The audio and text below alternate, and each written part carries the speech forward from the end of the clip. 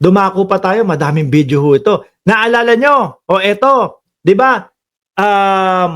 Arrest, ano tawag nito? Yung warrant para halugugin yung bahay nila. Naalala nyo yun? Walang mga kotse, di ba? Walang mga kotse. Eh, doon po sa interview na pagyayabang ni Sara Diskaya, mga bossing, 40. 40. Di ba? Yung mga luxury car ho, mga bossing, 40 yung mga luxury car at yan po yung iniyayabang po ni Sara Diskaya, mga bossing. Yung nandun na po sila sa Senado, 28 na lang daw po. Dahil ang nasama daw po yung mga service nila doon sa mga St. Gerard, doon sa mga sinasabing mga luxury car. Ngayon, pinuntahan po ng Bureau of Customs. Hinalughog nila. Wala na yung iba. Konti na lang yun nandoon. Konti na lang ho, mga kababayan. At ito po ang paliwanag nung lawyer, mga boss. Ito ho yung paliwanag nung lawyer, mga kababayan, kung bakit daw po wala doon yung mga sasakyan. O ito. Basta-basta ibibigay at kung nagkamali tayo. Magkano naman bayad sa iyo, attorney? Naku, sino nag-comment nito? Nag-post. Oh, hindi ako yan, ha? Basta nakuha ko lang yan. Oh, ano? Hindi ho natin basta-basta ibibigay at kung nagkamali tayo ng pagbibigay, hindi na ho natin mababawin yun. Lalo na po sa mga kasamahan natin media, pagka-pick-up yun na kunin nyo yung wrong document, eh baka ma-misinterpret na naman ng spouses Diskaya. Oh. Okay, hindi daw basta-basta ibibigay yung mga dokumento. So, dahan-dahan po tayo. Hindi na wala naman ho kami tinatago. Wala naman daw tinatago. And eto pa, may mas mahaba pa ho dyan, mga bossing, eh, no? May mas mahaba pa ho dyan. Sinasabi nga kung bakit yung mga sasakyan daw. Saan ba? Eto, yata yun eh. Ginagamit ho kasi yung ibang sasakyan. Grabe, ginagamit naman pala eh. Ilan daw yung natira doon? Yung nakita lang, 12, kung di ako nagkakamali. 12, gamit naman ilan? 16 naman pala yung gamit. Diba? Kayo kasi kung ano-ano iniisip nyo, 16 gamit lahat. O, mga luxury car yun. Sino kaya? Ilan ba anak nila? Ako, kung luxury car yun. Tapos, hindi. Mga kababayan, hindi ho kasama dito yung mga BMW pa BMW lang, ha? Kasi mga bossing, sa mga luxury na ganyan ho, no? Let's say ganito na lang natin i-divide yan. Mga walang magagalit, ha? Walang magagalit. Baka magalit sa akin yung mga BMW users, yung mga Audi users, no? Huwag kayong magagalit. Ganito natin i-divide ho yan, mga boss. Yung mga Toyota, Honda, Hyundai, etc., no? Let's say sabihin na natin middle class. Yan. Yung mga BMW, yung mga Audi, etc., yung mga ganyan sasakyan, sabihin na natin upper middle class. Mga ganyan ho, mga kababayan. Medyo talagang nakakaluwag. Pero pag sinabi mo na mga luxury ho, mga bossing, hindi papasok. Para ho sa akin lang ito. Sorry na. Baka sabihin nyo, dina-downgrade ko yung BMW. Ako, yung misis ko, naka-Audi ho yun. 2024. Oh. Na Q5. Diba? Baka sabihin nyo, hindi. Yung mga yan, Audi, BMW, medyo upper middle class kahit papaano. No? Yung mga Bentley, yung mga Rolls Royce, iba na yun. Iba na yun. Kayo ba, sasabi, pag yung mga boy nyo o kung sino man, oy, ipang sundo mo ito. Oy, ipang ano mo to. Hindi mo iaano yan. Hindi mo igaganon yan.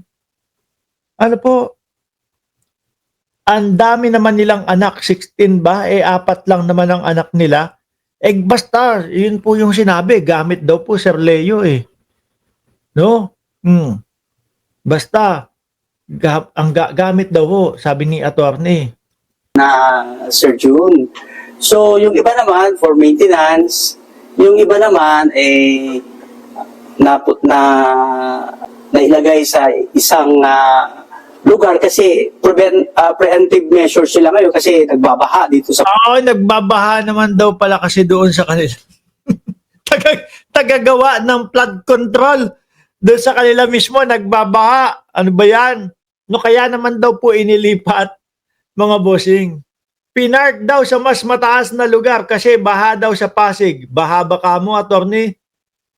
Tagagawa ng flood control tapos doon mismo sa kanilang lugar binabaha. O lipat natin to. Dali ng baha ito.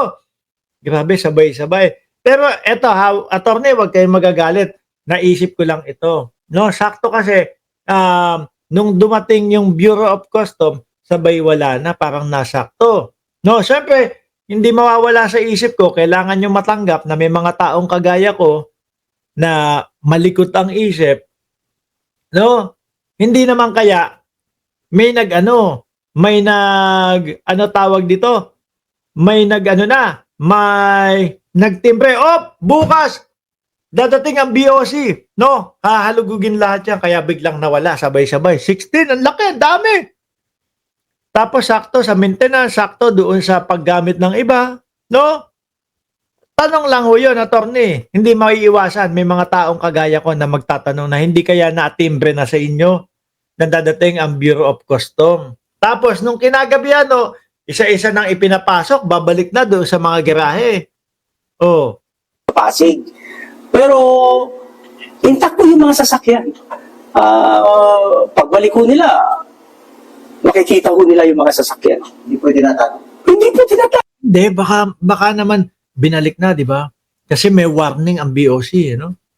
Kahit na nawala yan dyan sa inyong garahe, hindi nyo pa din magagamit yan. Kasi, ano tawag doon? Naka-alarma. Di ba? Naka-alarma. Baka, wala din palang lusot. Naka-alarma. Sige, balik na natin. Pero, bakit ganun ang nangyari? Ano ho? Bakit ganun? Biglang nawala kung kailan may magi-inspection.